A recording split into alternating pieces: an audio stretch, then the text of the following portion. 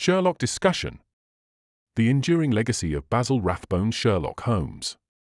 Introduction: the detective who would not fade. Sherlock Holmes has never belonged to a single era. Born on the printed page in the late 19th century, he has survived the collapse of empires, 2 world wars, the rise of television, the digital age, and the constant reinvention of popular culture itself. Few fictional characters have proven so adaptable or so resistant to erasure. Yet for all the versions of Sherlock Holmes that exist today, from prestige television to blockbuster cinema, there remains a persistent image that continues to surface in the collective imagination: a tall, angular man with a piercing gaze, a commanding voice, and an air of intellectual authority that seems unshakable. That image owes more than many realize to one actor, Basil Rathbone. Rathbone did not invent Sherlock Holmes, nor was he the first to portray him. But he was the first to define, in cinematic terms, what Sherlock Holmes looked like, sounded like, and felt like to a mass audience. His influence stretches far beyond his 14 films, shaping every major portrayal that followed, whether in imitation, reaction, or deliberate rebellion. To understand Sherlock Holmes on screen, we must understand Rathbone's Holmes. And to understand Rathbone's legacy fully, we must place him in conversation with those who came after, most notably Jeremy Brett, whose intensely faithful television portrayal would later be hailed as definitive, and Ronald Howard, whose quieter, often overlooked performance helped bridge the character into the age of television. This is not a story of one best Sherlock Holmes. It is the story of how an archetype was forged and why it still matters. Part 1: Defining the Detective, Rathbone and the Cinematic Blueprint. When Basil Rathbone first appeared as Sherlock Holmes in The Hound of the Baskervilles in 1939, the character already carried decades of cultural baggage. Holmes had been illustrated, dramatized, parodied, and mythologized. But cinema required something different: clarity, immediacy, and authority. Rathbone possessed all three. Physically, he seemed uncannily suited to the role. His aquiline nose, sharp cheekbones, and intense eyes closely resembled the famous illustrations by Sidney Paget that had accompanied Conan Doyle stories in the Strand magazine. While Paget had helped define Holmes visually on the page, Rathbone translated that image into flesh and motion. He did not simply resemble Holmes, he embodied him. But appearance alone does not explain Rathbone's impact. What truly distinguished his performance was the way he projected intellectual dominance. Rathbone's Holmes entered a room already in control of it. His posture was erect, his movements economical, his attention laser-focused. This Holmes did not rush, he commanded. Even in silence, Rathbone suggested a mind working several steps ahead of everyone else. This sense of mastery became foundational. Later actors might emphasize Holmes's eccentricities, his neuroses, or his emotional volatility, but Rathbone established that Holmes must first and foremost be authoritative. That expectation has never disappeared. The sound of Sherlock Holmes. Equally influential was Rathbone's voice. His precise diction, clipped consonants, and measured cadence gave Holmes a distinctive sound: cool, confident, and unmistakably intelligent. In an era when dialogue carried much of a film's dramatic weight, Rathbone's vocal control allowed Holmes to explain complex deductions without sounding pedantic or rushed. This vocal style became so closely associated with the character that it influenced radio adaptations, animated versions, and even parodies. For decades, to do Sherlock Holmes was to sound vaguely like Basil Rathbone. Jeremy Brett, when he took on the role for Granada Television in the 1980s, made a conscious choice to diverge from this tradition. Brett's Holmes spoke rapidly, irregularly, sometimes breathlessly. His voice reflected the character's mercurial nature as described by Doyle: brilliant, but volatile, controlled, but fragile. Modern actors often blend these approaches. Benedict Cumberbatch alternates between Rathbone-like precision and Brett-like intensity. Robert Downey Jr.'s Holmes uses speed and informality, but still retains echoes of Rathbone's authority when delivering key deductions. The fact that these choices are even available is due to Rathbone having established the original cinematic sound of Sherlock Holmes. Textual fidelity and early adaptation philosophy. One of the most persistent debates surrounding Rathbone's Holmes concerns fidelity to Conan Doyle's original stories. It is true that the Rathbone films often deviated from Doyle's plots. Some combined elements from multiple stories. Others invented entirely new cases. Most controversially, several later films moved Holmes out of the Victorian era altogether, placing him in contemporary wartime settings. Yet these changes must be understood within historical context. The Hollywood studio system of the 1930s and 1940s prioritized accessibility, pacing, and relevance. Adaptations were not expected to function as literary translations. They were expected to entertain wide audiences, many of whom had never read Doyle. Crucially, while Rathbone's films altered circumstances, they preserved character. Holmes remained rational, ethical, observant, and committed to justice. The essence of the detective, the triumph of reason over chaos, remained intact. Jeremy Brett's Granada series, produced decades later, benefited from a cultural shift toward literary fidelity and from the expanded runtimes of television. Brett and his collaborators sought to preserve Doyle's language, structure, and tone as closely as possible. Modern adaptations often move even further away from Doyle, using Holmes as a framework for contemporary storytelling. The debate over faithfulness did not begin with these versions. It began with Rathbone, and continues because his adaptations proved that Holmes could survive change. Part 2: Beyond the Page, Cinematic Invention and Collaboration. The Deerstalker and the Power of Iconography. Few images are more closely associated with Sherlock Holmes than the deerstalker hat and Inverness cape. Yet these items are not consistently described in Doyle's texts. Their prominence stems largely from illustration and theatrical tradition. Rathbone's films did not invent these garments, but they cemented them. On screen, the deerstalker and cape became instantly readable symbols. In a single shot, audiences knew they were watching Sherlock Holmes. This visual shorthand proved invaluable in an era before franchise branding and global marketing. Jeremy Brett largely avoided these items, wearing them only when explicitly suggested by the text. His goal was authenticity, not iconography. Modern adaptations play with these symbols knowingly, sometimes embracing them, sometimes subverting them, sometimes deploying them ironically. Yet none of these choices would resonate without Rathbone having first embedded those visuals into popular consciousness. Dr. Watson, Nigel Bruce, and the question of competence. Perhaps no element of Rathbone's films has generated more controversy than Nigel Bruce's portrayal of Dr. Watson. Bruce's Watson is warm, loyal, and well-meaning, but undeniably bumbling. He forgets details, misunderstands clues, and frequently serves as comic relief. This depiction diverges sharply from Doyle's capable army doctor and intelligent chronicler. Yet Bruce's Watson served a vital cinematic function. He acted as an audience surrogate, asking questions so Holmes could explain deductions aloud. He softened Rathbone's cool authority, providing emotional warmth and accessibility. Importantly, Bruce's Watson established something that would endure: Holmes and Watson as an inseparable partnership. Even critics of the portrayal acknowledge its influence. Jeremy Brett's era deliberately rebalanced this dynamic. David Burke and later Edward Hardwicke portrayed Watson as competent, brave, and morally grounded. These performances aligned more closely with Doyle and reflected changing audience expectations. Modern Watsons, from Martin Freeman to Jude Law, owe far more to Brett's precedent. But Bruce's contribution remains foundational. He ensured Watson could never be removed from the story without consequence. Behind the camera, Roy William Neill and Bertram Milhauser. The Rathbone series owed much of its coherence to director Roy William Neill, who helmed 11 of the 14 films. Neill understood how to create atmosphere on modest budgets, using shadow, suggestion, and pacing rather than spectacle. Screenwriter Bertram Milhauser faced the challenge of adapting Holmes under wartime pressures and studio mandates.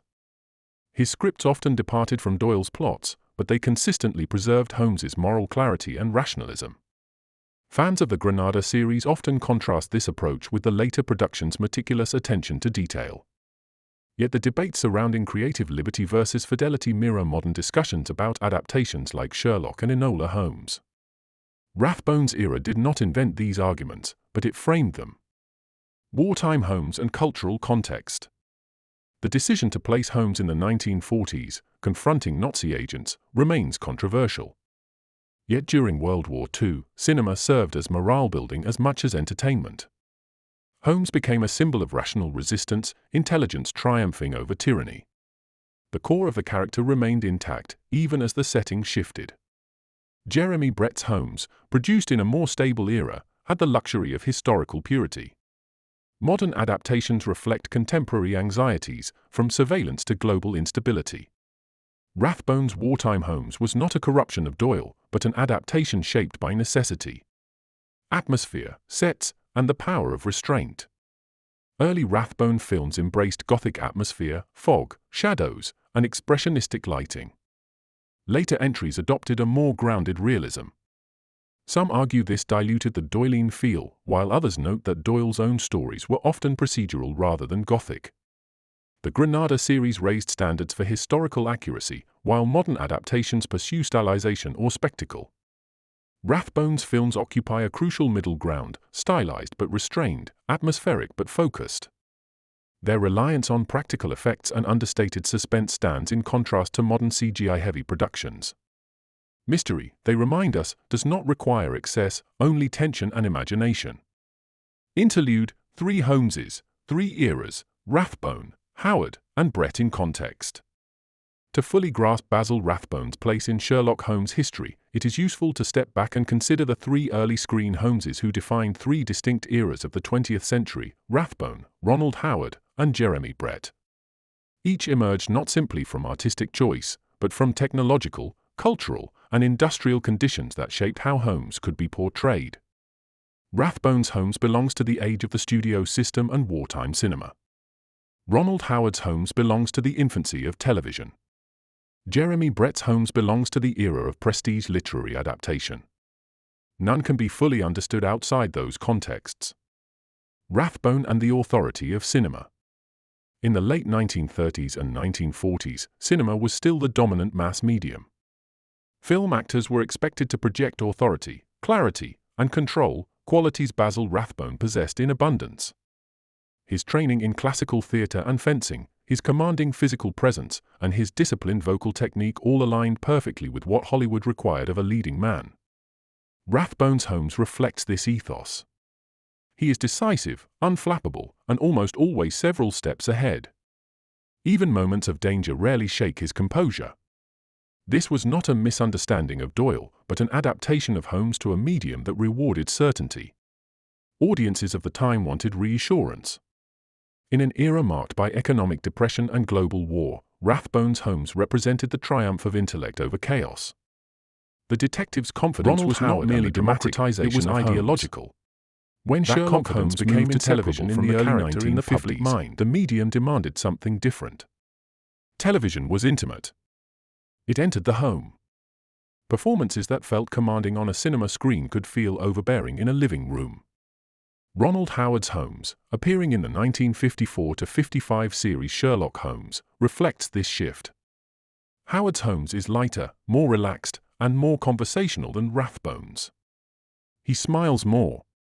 He engages more casually with Watson. His authority is quieter, less theatrical. This was not incompetence or dilution, it was adaptation. Early television productions operated with limited budgets, short runtimes, and a need for accessibility.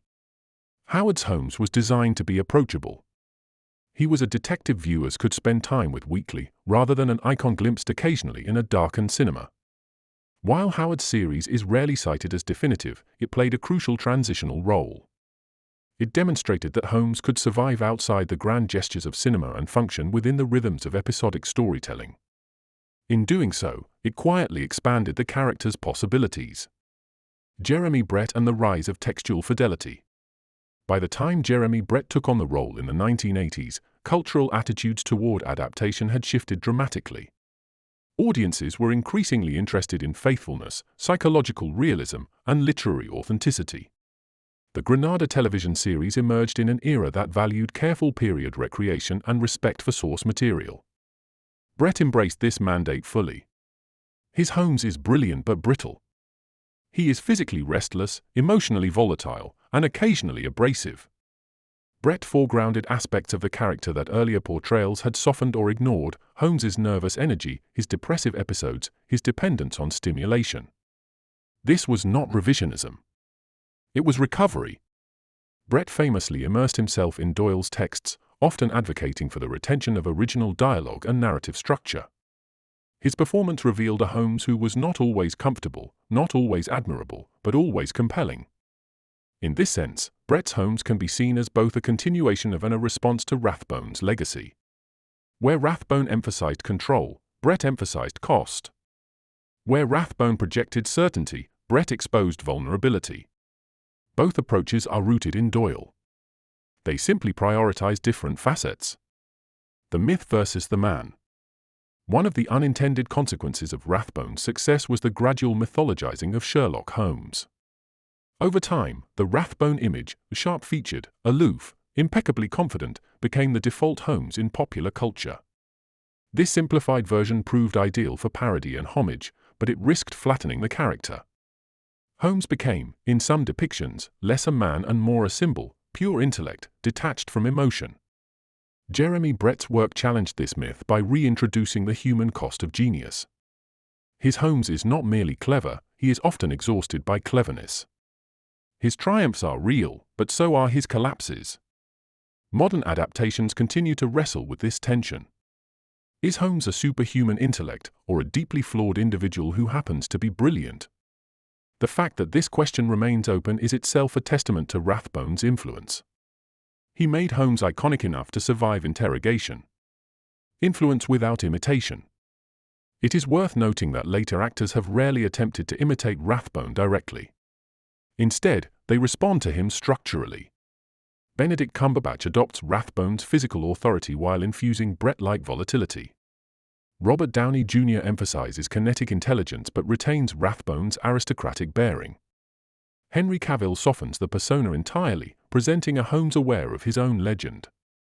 None of these portrayals exist in isolation.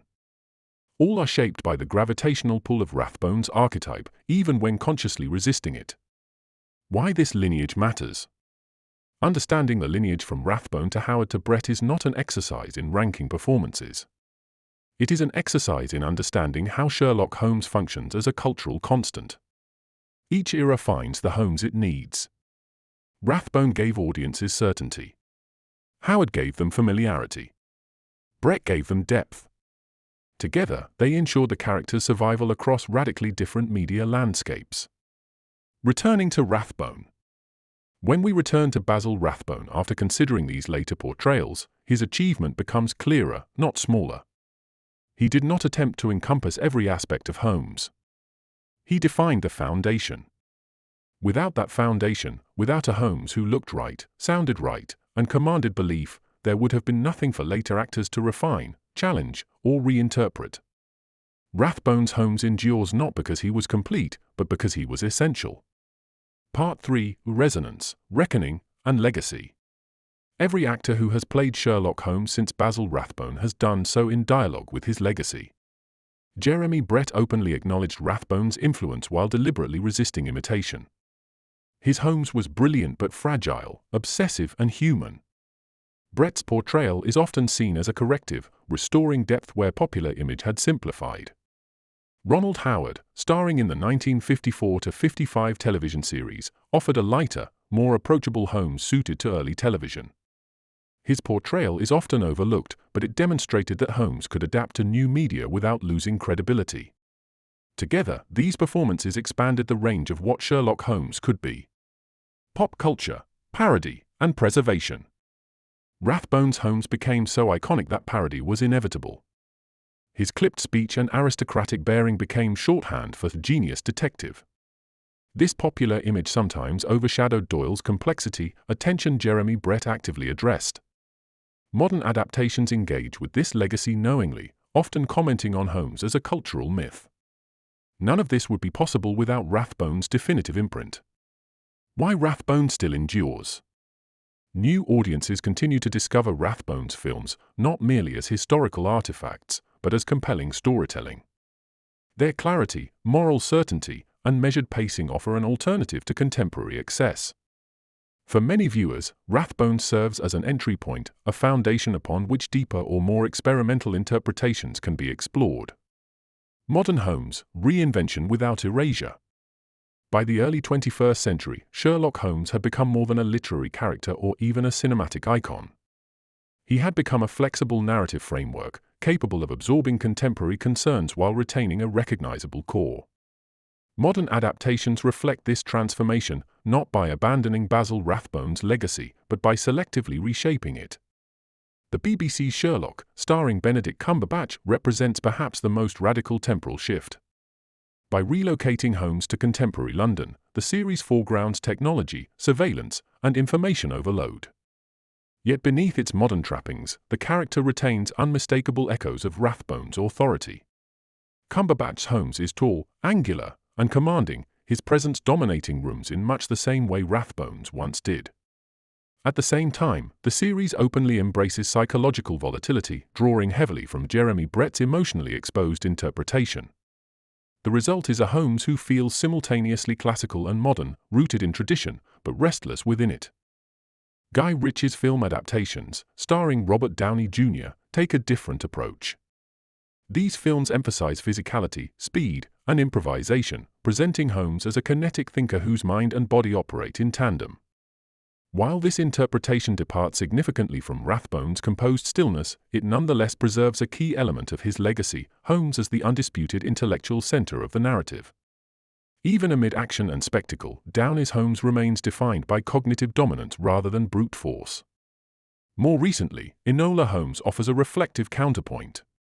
Henry Cavill's portrayal of Sherlock is deliberately restrained, presenting a Holmes aware of his own legend and willing to step aside. This version engages directly with the cultural weight accumulated since Rathbone. Rather than asserting dominance, Cavill's Holmes acknowledges that the myth of Sherlock Holmes has grown larger than the man himself. This self-awareness would be impossible without the decades of accumulated iconography that began with Rathbone's films. What unites these modern adaptations is not visual similarity or narrative structure, but selective inheritance. Each borrows from Rathbone's foundational image, authority, clarity, intellectual primacy, while negotiating Jeremy Brett's psychological depth and contemporary expectations for character complexity. Importantly, none of these adaptations attempt to erase the past.